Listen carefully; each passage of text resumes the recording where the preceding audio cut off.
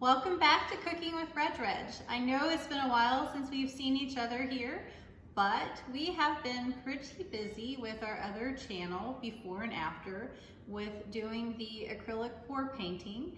Most of it we do in the evening, so my cooking here has been like really quick and easy stuff that I didn't even think you guys would be interested in seeing. And also I'm usually tired after painting outside. So, but we are here because we did have a challenge, a husband and wife challenge, and the winner was able to choose a meal of their preference for the loser to cook. And I'm the loser, so Trevor chose, he calls it lemon chicken, and I've called it chicken piccata, and it's not really chicken piccata. It is a sauteed chicken with spinach and olives and capers, and it's delicious. It's not a quick recipe, so this is definitely not a recipe that we would do on a weeknight to save ourselves from going through the drive-thru. So I'm gonna get started with doing some of the prep. That's why I don't have the ingredients out, because it does take a long time. So I'll get started doing some of the prep and we'll see you soon. Okay, for this recipe, we need a ½ cup of green olives that are sliced. And I know that you can buy them sliced, but I really just wanted to buy them whole and slice them myself. So I'm gonna go ahead and just do that.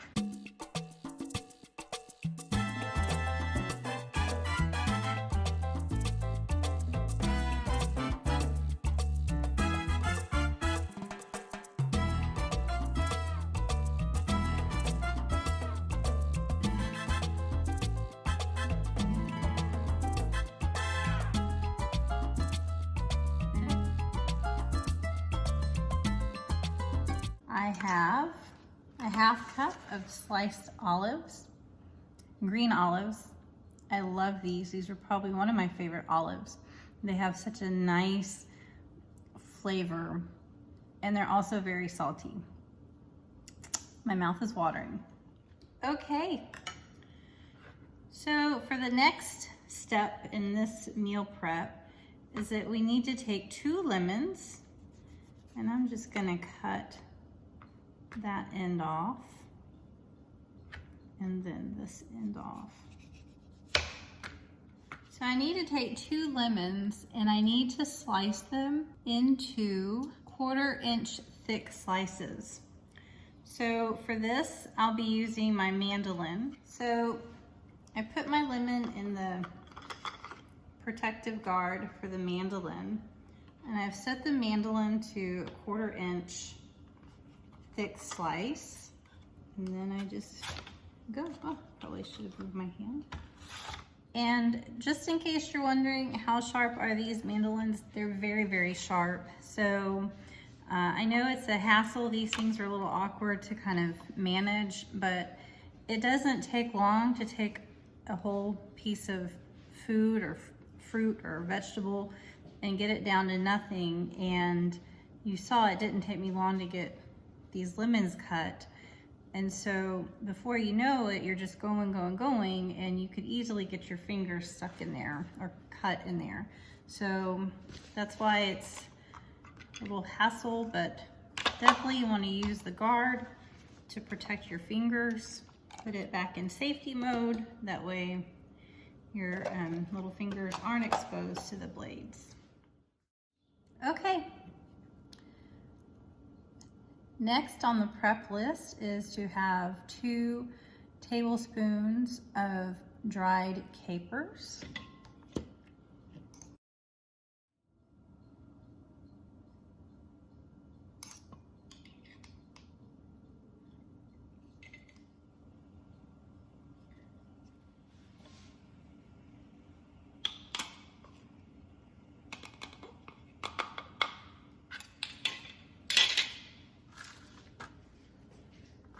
The next thing that we need to do is prepare some flat leaf parsley, or otherwise known as Italian parsley. And this is different than regular parsley. Regular parsley has the cute little kind of curly-Q looking leaves. And this has nice flat leaves like this. It almost looks like cilantro, but it's not.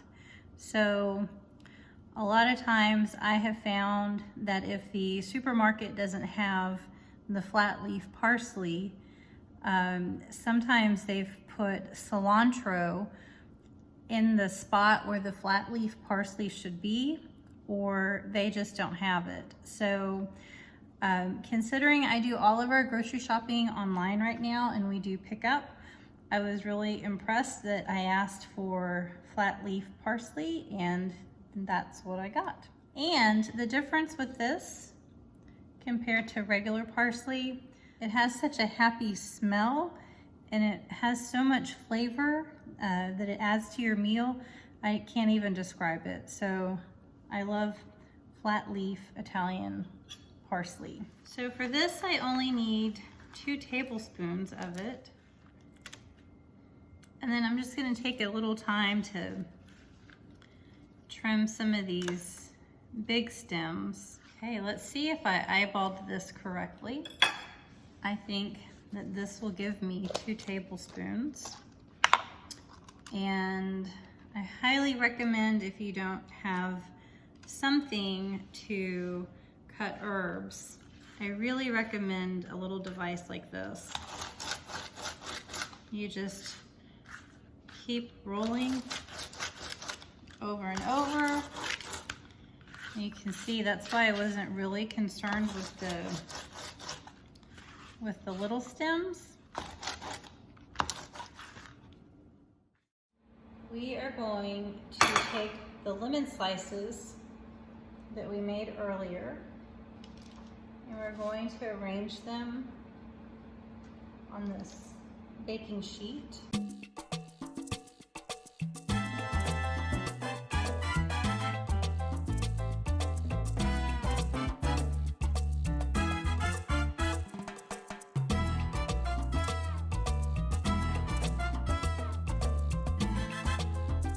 Okay, so we're just going to drizzle this with olive oil.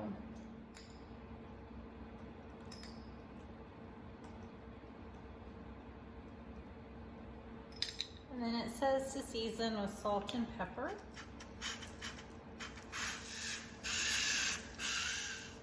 Then we're going to put this in the oven to bake at 375 for 20 minutes. So I'm going to make some risotto in the pressure cooker, and I have made risotto in the pressure cooker lots of times where I'm using it with like frozen chicken breast or maybe thighs. I can't remember which one. I've also done it using Italian sausage, and it is delicious.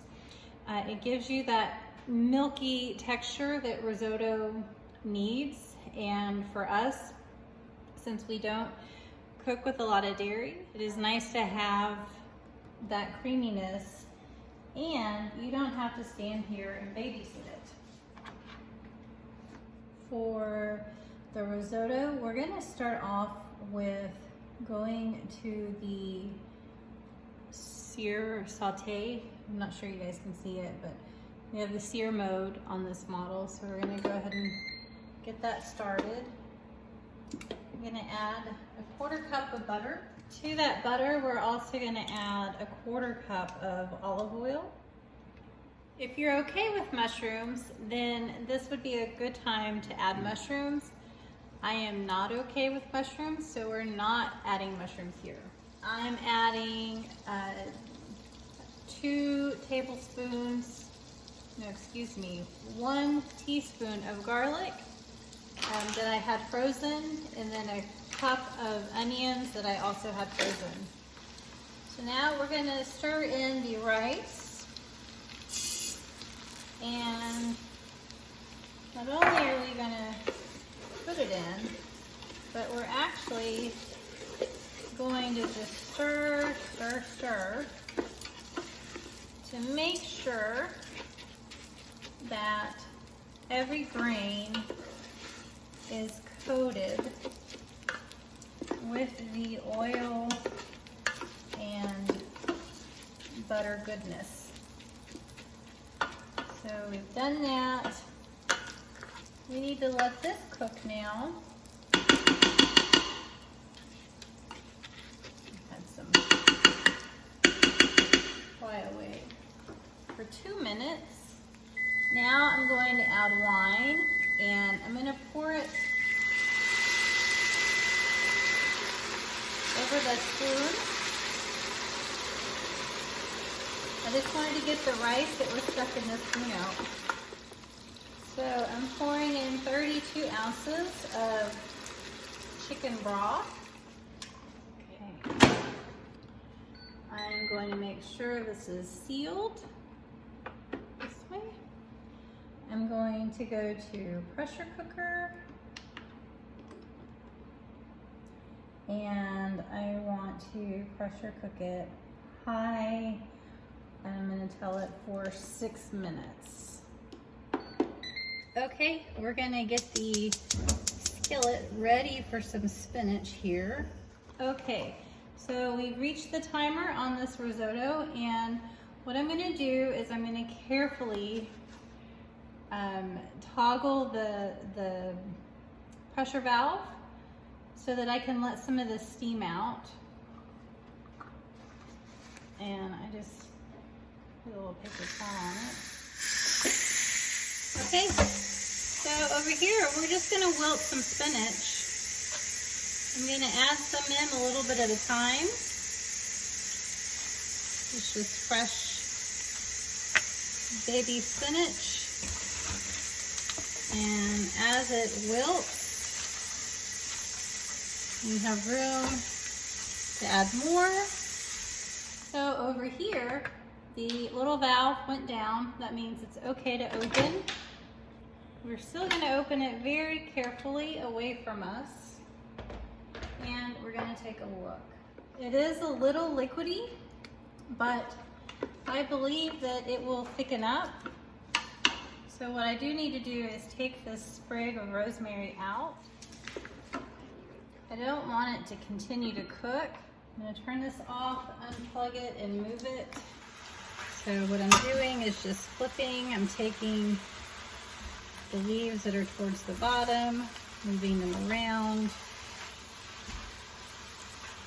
putting the other leaves on the bottom. Okay, we're going to add the spinach to a colander. Okay. So now what I need to do is I need to wipe out basically the spinach juice, if you will. I'm going to wipe it out so that when I start to cook the next step, it's not sticky. Okay, so we have brought the lemons out of the oven. They are now baked. You can see they have nice golden brown edges. And the reason why we do this is just to really help build those flavors for the next step of this recipe. So I can't wait to show you what we do with it, so hang tight. Okay, we're gonna add 2 tablespoons of olive oil. I'm gonna put this on a pretty low heat. I'm gonna call it a 3 on my stove here. Okay, that is perfect. I'm gonna add 2 tablespoons of breadcrumbs. And I'm going to spin them around, take them around the world in the olive oil. And these are just plain unseasoned breadcrumbs. I made them earlier today because I had a loaf of bread that came home from the store that was smushed in transport. Okay. While the spinach was on break, we We've pressed the liquid out of it. I know you can't see it completely right now.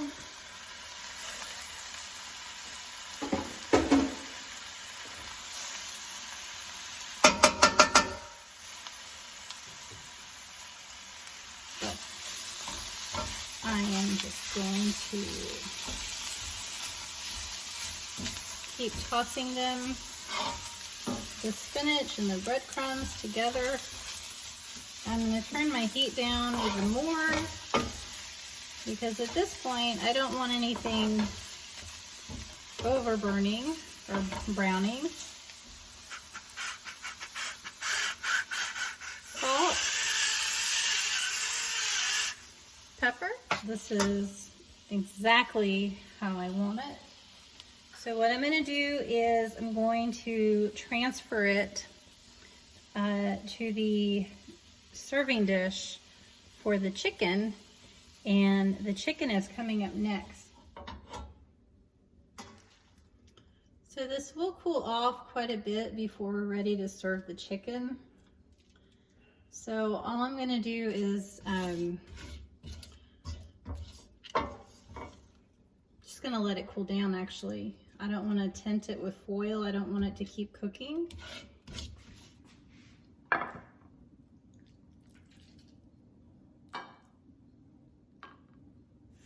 So I'm going to season it with some pepper, and now I'm going to dust it with flour.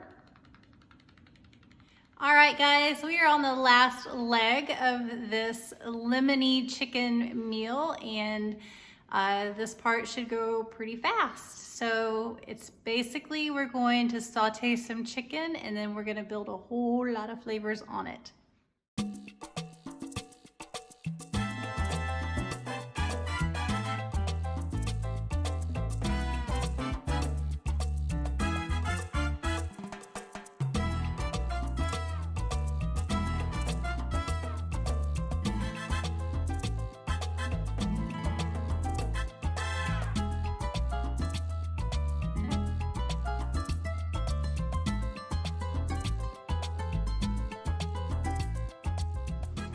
Okay, you can see that the sauce has reduced. You see the little line of where it was.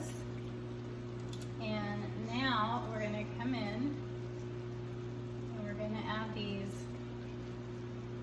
lemons.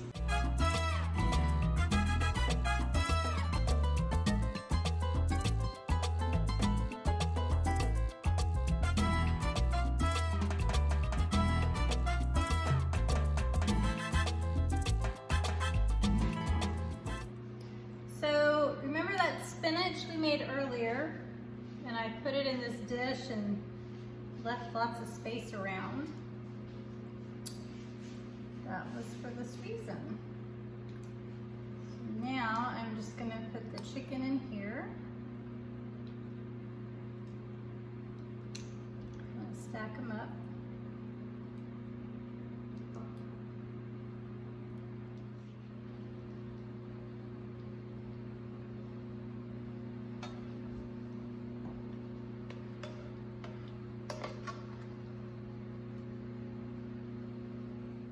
All right, this is the lemony chicken that Trevor is always asking me for, and I almost always tell him no, just because it's a lot of work. But it is very, very yummy, a lot of flavors, a lot happening here. So that's it, we're gonna enjoy this. All right, guys, I hope you enjoyed watching this. This was the payback from our second husband and wife challenge, where we had 3 rounds and the loser had to cook the meal of choice for the winner, and Trevor was the winner and he chose this lemony chicken. So I hope that he enjoys it, and thank you for being here.